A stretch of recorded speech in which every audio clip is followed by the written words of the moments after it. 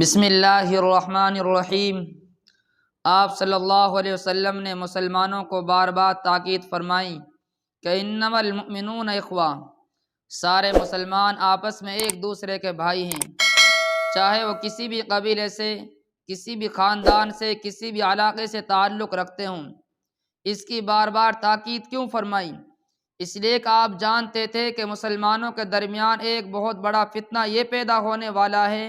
کہ لوگ مسلمانوں کے اتحاد کو صوبائی عصبیت کی بنیاد پر اور خاندانی عصبیت کی بنیاد پر اور لسانی عصبیت کی بنیاد پر پارا پارا کرنے کی کوشش کریں گے۔ مسلمانوں کی تاریخ اٹھا کر دیکھ لیں کہ حضور صلی اللہ علیہ وسلم کے زمانے سے لے کر آج تک جب کبھی مسلمان اللہ کے جھنڈے کے نیچے متحد ہوئے اور وَاعْتَصِمُوا بِحَبْلِ اللَّهِ جَمِيعًا وَلَا تَفَرَّقُوا کے حکم پر عمل کیا اور اللہ کی رسی کو مضبوطی سے تھاما اور آپس میں فرقہ واریت نہ کرنے کا حکم پر عمل کیا، تو مسلمان اس وقت تک مستحکم رہے اور کسی دشمن کی جرأت نہیں ہوئی کہ بری آنکھ سے اس کو دیکھے۔ لیکن جب دشمنوں نے یہ دیکھا کہ طاقت کے زور پر مسلمانوں کو ختم کرنا ممکن نہیں ہے، صلیبی جنگوں کی تاریخ اٹھا کر دیکھ لیں کہ یہ صلیبی جنگیں مسلمانوں کے خلاف لڑی گئیں، لیکن ہر صلیبی جنگ میں دشمنوں نے منہ کی کھائی اور وہ کبھی کامیاب نہیں ہوئے۔ اس وقت یہ حال تھا کہ صلاح الدین ایوبی اور نور الدین زنگی اور عماد الدین زنگی یہ سب غلاموں کے خاندان سے تعلق رکھتے تھے، لیکن مسلمانوں نے ان کو اپنا امیر بنایا، اپنا قائد بنایا، باوجود یہ کہ یہ غلاموں کے خاندان سے تعلق رکھتے تھے،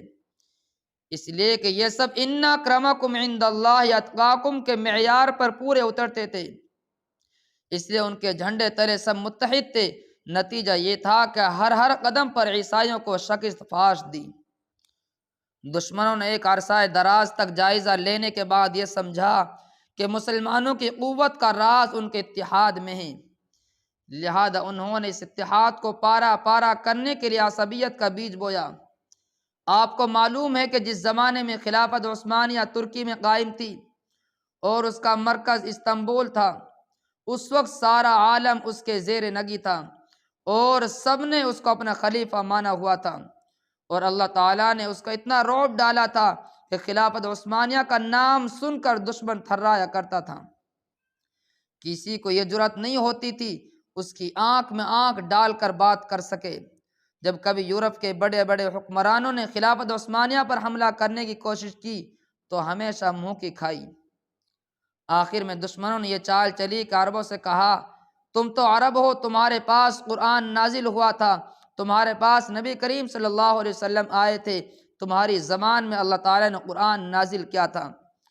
تم کہیں زیادہ دوسروں سے فوقیت رکھتے ہو، لیکن اس کے باوجود یہ ترک تم پر حکومت کر رہے ہیں، لہذا عرب لیگ کے نام سے ایک تنظیم بنوا دی کہ ہم عرب ہیں اور ہم ترکوں کے زیر نگی نہیں رہیں گے۔ دوسری طرف ترکی کو یہ سبق پڑھایا کہ تم ترکی ہو،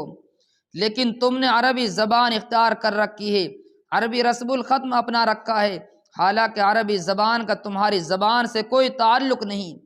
تمہارا رسم الخط بھی عربی نہیں ہونا چاہیے، تمہارا تعلق بھی عرب سے نہیں ہونا چاہیے۔ یہ کہہ کر یہاں پر ترکستان کے لوگوں کو عرب کے خلاف کھڑا کر دیا۔ دشمنوں کی چال کا نتیجہ، اس کا نتیجہ یہ ہوا کہ جب ترکوں کے پاس حکومت آئی تو انہوں نے ملازمتوں میں ترکوں کو عربوں کے مقابلے میں فوقیت دینے شروع کر دی،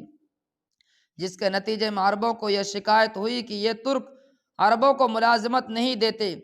اور دوسری طرف عربوں کو یہ سکھایا کہ تمہیں ترکوں کے ماتحت نہیں رہنا چاہیے۔ اس کے نتیجے میں دونوں کو لڑا دیا، ادھر عرب لیگ قائم ہو گئی اور ادھر مصطفیٰ کمال پاشا کھڑا ہو گیا، اور اس نے کہا کہ میں خلافت کو قائم نہیں رہنے دوں گا اور اس خلافت کو ختم کر کے ترکوں کی بالا دستی قائم کروں گا۔ چنانچہ اس نے عربی زبان میں اذان دینی منع کر دی، مسجدوں میں جو لوگ عربی میں نماز پڑھیں یا اذان دے اس کو جرم قرار دے دیا گیا، عربی لباس پہننا ممنوع قرار دے دیا۔ اس لڑائی کے نتیجے میں خلافت عثمانیہ ٹوٹ گئی اور مسلمانوں کی متحدہ قوت پارا پارا ہو گئی۔ اس بات کو اقبال مرحوم نے اس طرح بیان کیا ہے کہ چاک کر دی ترک نادان خلافت کی قبا،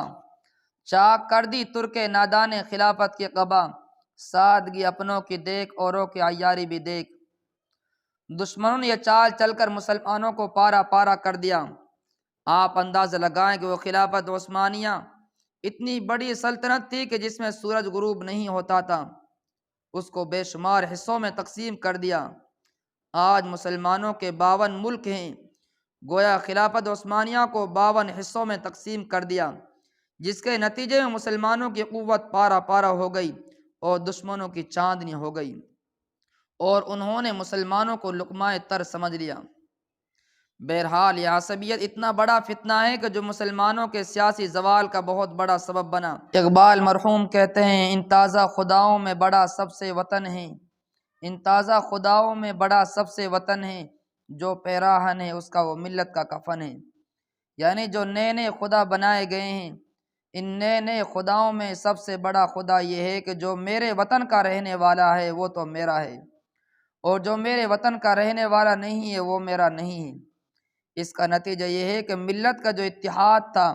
وہ گویا پارا پارا ہو کر اس کو تم نے کفن بنا دیا۔